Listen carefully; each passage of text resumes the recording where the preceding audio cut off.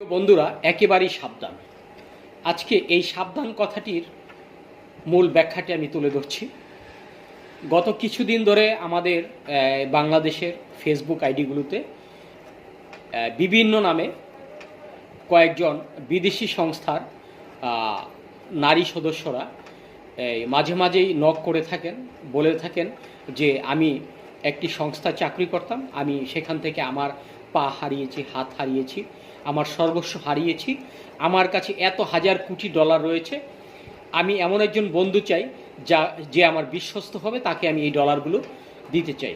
এরকম করে একটি প্রতারণার ফাঁদ পেতে আপনাদেরকে ধোঁকা দিচ্ছে। আপনারা সাবধান এ থেকে। গত কিছুদিন আগে আমাদের এক বন্ধু সেই ফাঁদে পা দিয়ে প্রায় 5 লক্ষ টাকা হারিয়েছে। আমি আপনাদেরকে সাবধান করব, এ ধরনের ফেসবুক আইডি থেকে আপনারা সাবধান থাকবেন এবং নিরাপদে থাকবেন।